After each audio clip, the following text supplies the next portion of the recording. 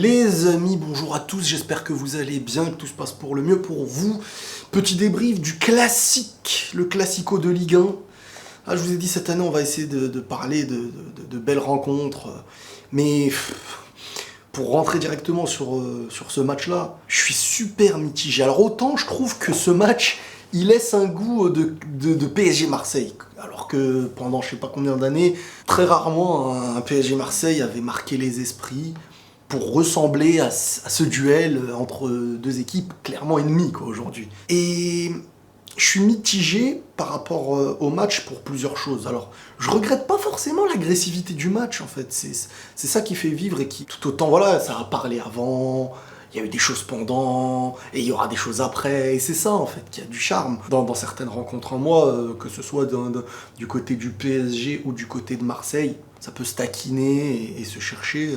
Ça ne donne qu'envie, c'est comme dans la boxe, hein, quand les mecs ils se taquinent et tout avant, bah, t'es pressé de voir le combat, et ces choses-là, bah, ça existe aussi dans le foot. Là où je suis mitigé dans ce match-là, c'est par rapport à l'arbitrage en fait. Alors j'aime pas trop rentrer dans le sujet de l'arbitrage. Quand je rentre dans ce sujet, c'est qu'à mes yeux, ça a un impact, mais très très grand. C'est vraiment un impact qui dépasse le match en fait, pour plusieurs situations, et dans les deux cas. Sauf que ce match-là, on peut le voir de plein de manières. On va se dire, et beaucoup de Parisiens, de supporters de Paris vont revenir sur ces choses-là, où ils auront pas tort aussi, c'est que au départ, pour moi, la première erreur d'arbitrage, elle est sur la main de Marseille, dans la zone, si je me trompe pas. À partir de là, s'il y a main et penalty, pour moi il y a main, bah derrière, t'as un PSG qui a de fortes chances de mener 1-0.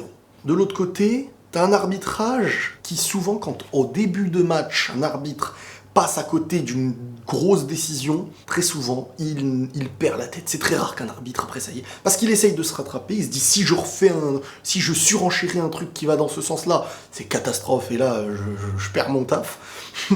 Donc, d'une certaine façon, l'arbitre, il s'est tiré une balle dans le pied, parce qu'il y a eu des trucs de fou. T'as un pénalty à mes yeux qui n'est pas sifflé, t'as un but le deuxième but de Marseille qui n'est pas validé. Imaginez la conséquence, donc, si Paris derrière marque, et t'as un Neymar qui, pour moi, ne doit pas finir le match, t'as un Di Maria qui te lâche un tac par derrière, totalement volontaire pour faire mal. Même sa bouche, il est comme ça.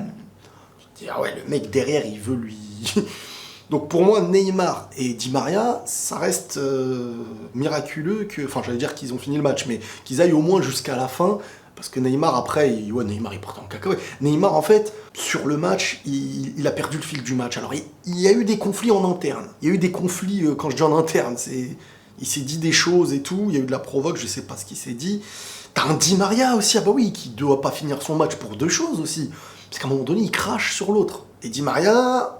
il y a eu le protocole Covid, il y a ceci, cela, le mec qui te crache dessus, si c'est vu, et que normalement ça doit être vu avec la VAR, le mec qui finit pas son match, il a des suspensions derrière, il est suspendu derrière. T'as le deuxième but de Marseille, donc qui est refusé, mais tu sais pas pourquoi. La VAR, si sur ça elle n'intervient pas, tu te dis, elle ne peut intervenir dans rien du tout. Donc d'un côté, Paris peut s'en vouloir, parce qu'on peut se dire, il y a clairement une main dans un tir à l'entrée de la zone, s'il y a main...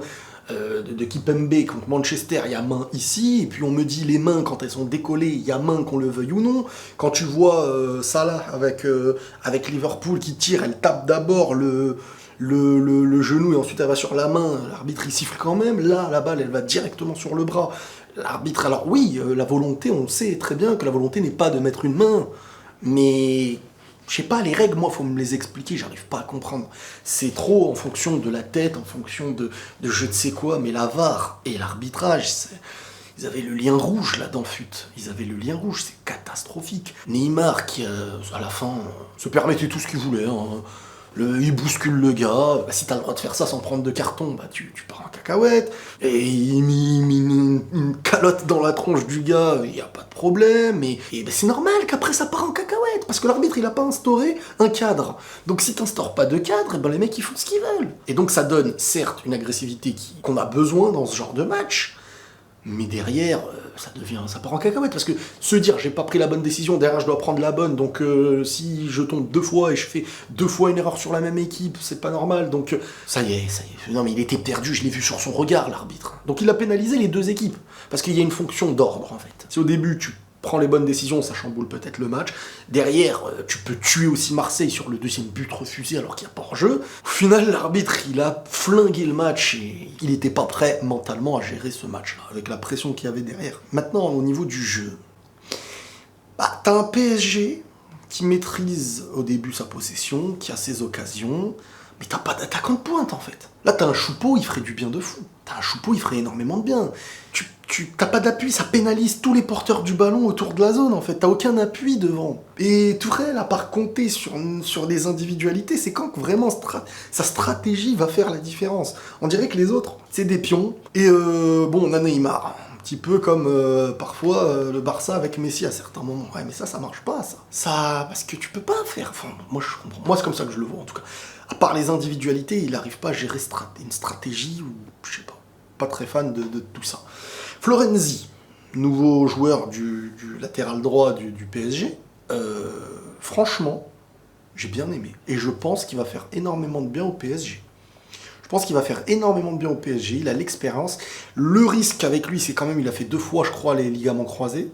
Donc il s'est fait opérer 2 fois, mais honnêtement, le mec, il est à l'aise, il a de l'expérience. Tu sais que le petit vice qu'il faut, parfois, il va l'utiliser. Il fait des bons centres, il a une certaine technique balle au pied sur ses contrôles. Et il a des épaules. Ça veut dire que, tu vois, c'est lui, il donne des consignes, il est serein. Je crois qu'il a 34 ou je sais plus combien, à partir de 30 sélections avec l'Italie.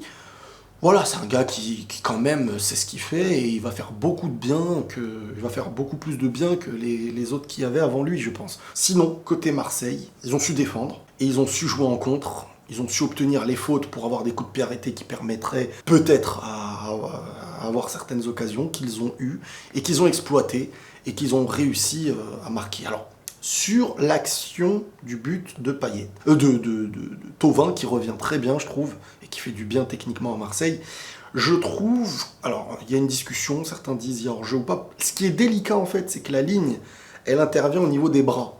Parce que bon, le bras ne compte pas, je crois, dans le hors-jeu.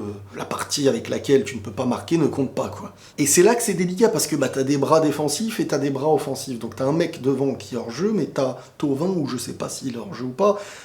Mais maintenant, quand on te ramène la ligne, tu te dis, parfois c'est pas toujours une preuve. Hein. Parce que quand tu vois le deuxième but, franchement, je suis choqué. C'est fou quand même, de ne pas revenir sur un but valide avec la VAR. Donc tu peux pas savoir de l'autre côté s'il y a eu ça aussi. Bref, à Marseille qui a géré son match. Le match aurait pu basculer vraiment pour le PSG si au début, par exemple, l'arbitre leur donne le péno, on ne sait pas derrière comment ça aurait rebondi, mais un PSG qui mène au score aurait maîtrisé le ballon et trouvé les espaces. Et de l'autre côté, t'as Marseille qui peut même gagner 2-0.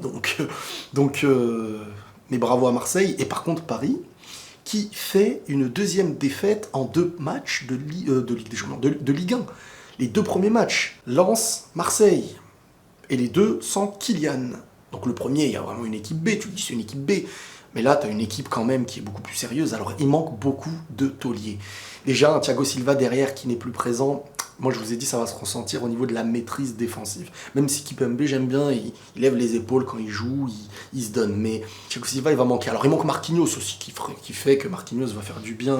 Mais Marquinhos, donc, ne sera plus au milieu lors des matchs en Ligue des Champions, normalement. Donc, tu mets qui, maintenant, au milieu? Tu vois, ça a des répercussions. Je pense que ça aura des répercussions. Donc, tu perds un Thiago Silva dans sa ligne défensive. Dans ce match-là, t'as pas Navas et t'as pas Mbappé en pointe. Enfin, en pointe, où tu peux le mettre sur le côté avec Icardi, par exemple. Les deux, ils sont pas là. Donc en fait, ce PSG avait Neymar et Di Maria pour la technique et porter le ballon. Et ils avaient quand même une équipe qui est pas loin d'être une équipe A avec les joueurs qu'il y a à côté de Marseille.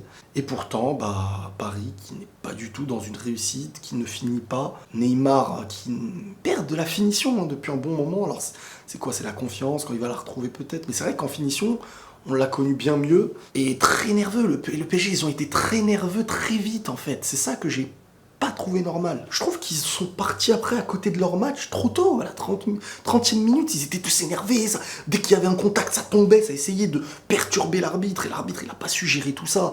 Il a pas su gérer tout ça, parce qu'il y a eu des grosses fautes, et des fois, il n'y avait pas faute du tout, il vient, il met un carton. En fait, l'arbitre, en fonction... Et les joueurs, ils l'ont très vite compris, hein, parce qu'à chaque fois, dès que ça touchait un joueur, Paris ou Marseille, ça tombait, ça criait, ils ont grillé que l'arbitrage, plus tu cries en tombant, plus il commence à mettre des cartons, et il n'était pas maître de son match.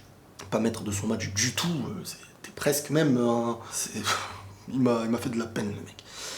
Donc Marseille, qui, après je sais plus combien d'années pour être honnête, revient et réussit au Parc des Princes à gagner contre le PSG 1-0.